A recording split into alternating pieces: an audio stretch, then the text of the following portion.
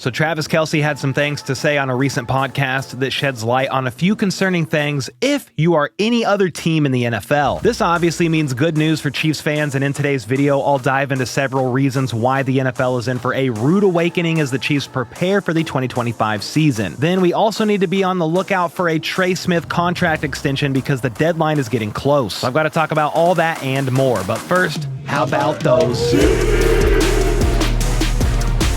All right, first up, Travis Kelce interviewed on Bussin with the Boys when they were all at Tight End University. The episode dropped yesterday, and it was definitely worth the full listen if you have the time. However, there's a couple of pretty interesting takeaways in there that are worth sharing and should get most Chiefs fans pretty excited for the 2025 season. You can just tell Kelce is super hungry to give everything he has in what is presumably his last year in the NFL. He's stoked for this season personally, saying Worthy is taking his game up a notch. Rice will be back flying around. The run game is looking solid, and then he gave some high praise to the first-round pick Josh Simmons, saying, quote, "He's a mammoth of a human being, a stud with monster hands," and it seems like Kelce is buying into the Josh Simmons hype a bit here. Obviously, you need to see how things look when the pads actually come on at the end of the month come training camp, but Josh Simmons has exceeded all expectations so far. That is from a rehab aspect. Yes, he's ahead of schedule and cleared to be a full go at training camp, but that's not everything. As you hear from Coach Reed, Matt Nagy, teammates like Mahomes and Kelce all speak about Simmons,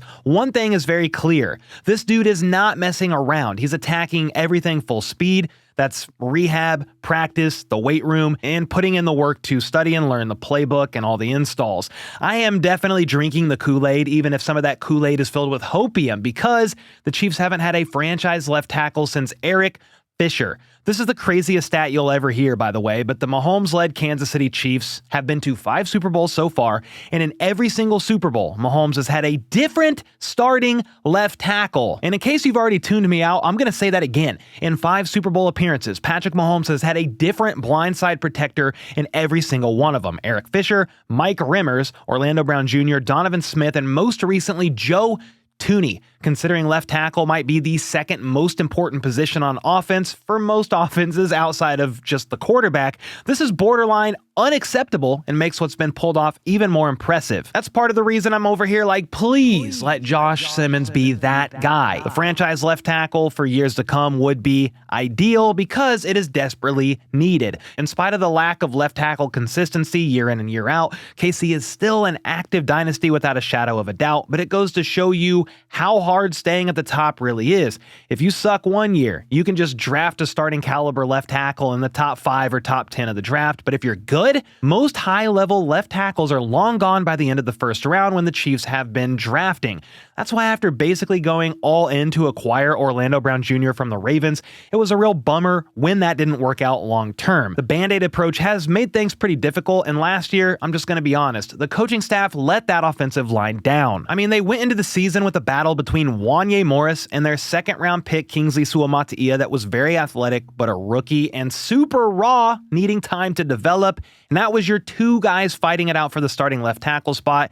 And as we all know by now, it was borderline catastrophic. Sure, they did make it back to their 3rd Super Bowl in a row, but back to Kelce's interview, he noted that in that big game against the Eagles, Philly dominated in the trenches and clearly controlled the line of scrimmage. It got ugly very quick as the Eagles were flying all around, making the plays they needed, and at times even seemed to be a step ahead of what KC's offense was out there trying to do.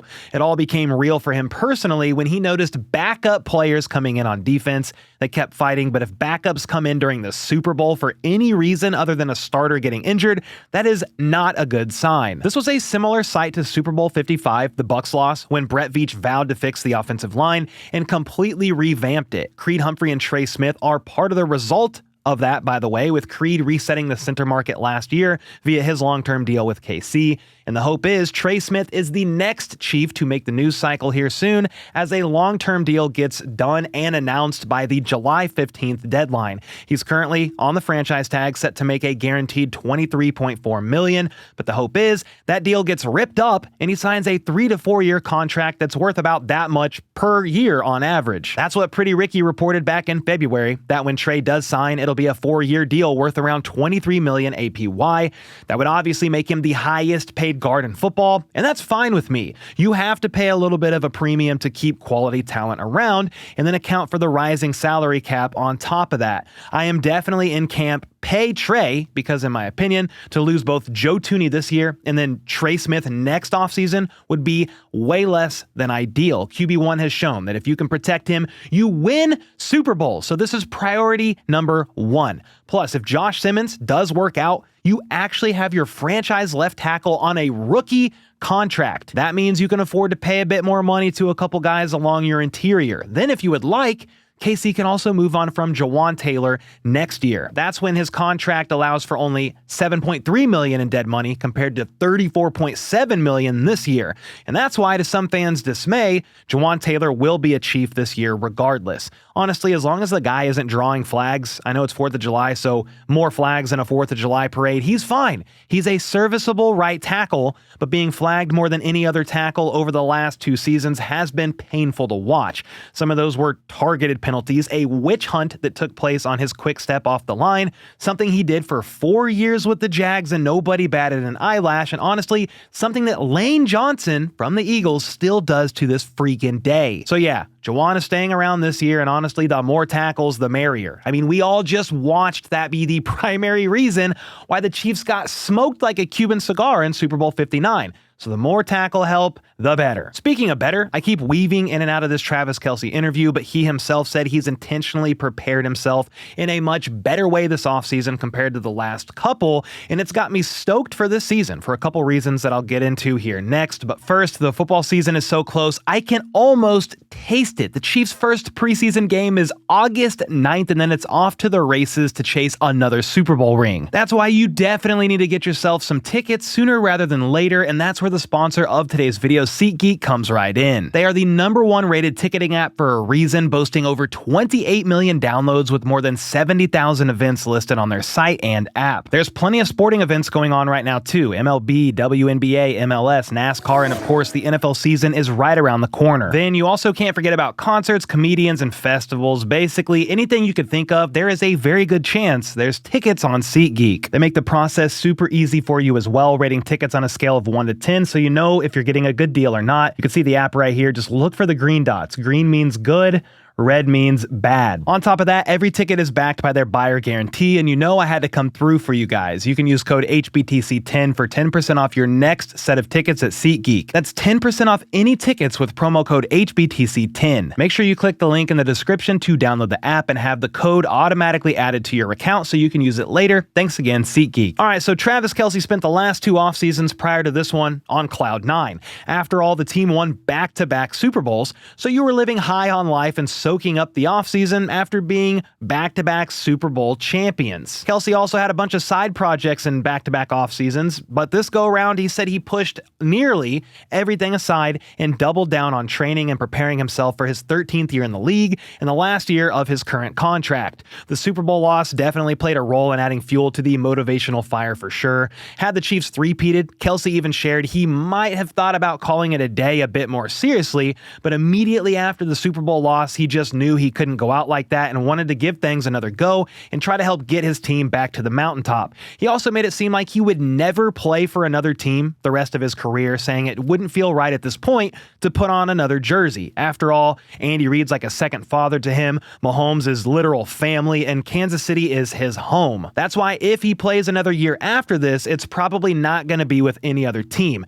It makes sense. I mean, why? What else does Kelce really have to prove if for whatever reason the Chiefs didn't want to renew another contract, even a 1-year deal with him after this season? I'm not saying that's going to happen or anything like that, but Kelce has nothing left to prove. He's got 3 rings, nearly every postseason record you could think of, behind only Jerry Rice himself and a couple of them, and then life after football could potentially make him even more money. movies, acting, entertainment. We know who he's dating. He's got his podcast and potentially even commentating games. Travis said he's always wanted to give that a try as well, so you never really know. Regardless, that's later on down the road, and the focus is on this year and helping get his team back to the Super Bowl. He said that's all that matters to him. Collecting rings, basically like infinity stones. That's why he probably won't even care if he scores 4 more touchdowns this season and becomes the all-time touchdown leader in franchise history. He currently has 80 regular season touchdowns in 175 games played, which is second all-time as he passed up Tony Gonzalez week 17 of last season in that game against the Steelers. So Kelce is only 4 touchdowns off from setting the franchise record. The leader is currently Priest Holmes. That's a story in and of itself. Absolutely insane what Priest Holmes was able to do largely in that 3-year stretch behind what was probably the best offensive line in Chiefs history. He's a dog, one of my favorite running backs ever, but he's the leader, and Kelce can pass him up with only 4 touchdowns this season. Again, Kelce doesn't really care, but it would still be a pretty cool milestone. I will say I was confused looking at Kelce's all-time touchdowns in the regular season because he has 77 receiving touchdowns and 2 rushing touchdowns. Well, that's obviously only 79. So I looked a bit longer, and he had 1 touchdown in 2014 that was technically labeled a return for a score. That was a bit confusing, but I thought about it a bit longer, and it was a fumble recovery that he picked up in the end zone for a touchdown in their regular season finale. What was so crazy about that play is that Chase Daniel hit Dwayne Bowe for what would have been the team's only touchdown caught by a wide receiver the entire season, but Bowe fumbled near the goal line, and it bounced into the end zone. Kelce scooped it up. Touchdown Kansas City. That was again in the season finale against the Chargers, and that meant KC would finish the entire 2014 season with 0 touchdowns being caught by a wide receiver. They became the first team in the NFL since the 1964 Giants to pull off such a wild feat. Times are obviously different then for the Chiefs, with Jamal Charles being the primary way the offense operated. He rushed for 1,000 yards and 5 touchdowns, but racked up 5 more scores and an additional 291 yards through the air. Kelce also had 5 scores himself, with tight end duo Anthony Fasano having 4. It's pretty wild to see Dwayne Bowe finish the season with 754 yards and 0 touchdowns, but I digress because thankfully times have changed. The wide receiver room should be a great one to watch this year with Rice back and healthy, Worthy entering year 2. You got Hollywood back and Hungry on a 1-year prove-it deal. Juju's also back as well, another year in the system since his return from New England. And then they have the newly drafted Jalen Royals. That's obviously not even including Travis Kelce, who is quote-unquote washed, but at the age of 35 last year was still top 5 or very near it in most tight end categories. Then you beef up the O-line with the addition of Jalen Moore, Josh Simmons progressing. I don't even care who the starting left tackle is week 1. Just roll out the best 5. If that's Kingsley at guard as well, so be it. Jawan Taylor on the right side with Trey and Creed. Best 5, let them protect Patrick Mahomes, get the run game going, unleash the deep ball once again to keep the defense honest. And that offense is truly going to be dangerous again. And this is bad news for the rest of the NFL because even with all the injuries last year, Rice, Hollywood, the revolving door at left tackle, Pacheco. That's just on offense, not to mention Jalen Watson injured on defense, Minihue just returning in the back half of the season and not being himself. In spite of all that, they made it back to the Super Bowl. They lost, yes, but you see a healthy Chiefs team coming out with a chip on their shoulder after getting embarrassed on the brightest lights, and you are in for a world of problems. I don't care what you try to say, dismiss, discredit all offseason long. You will see it happen on the field this year. The Chiefs are going to be an absolute problem this year, and you cannot convince me otherwise. Make sure to let me know your thoughts on the pass catchers for KC heading into the 2025 season, though, and how you feel about the offense as a whole. When the dust settles, the season is over. Who, in your eyes, will the receiving leaders be on the team, and why? Let me know either way in the comments down below, and until next time, let's go. Let's freaking go. How about those?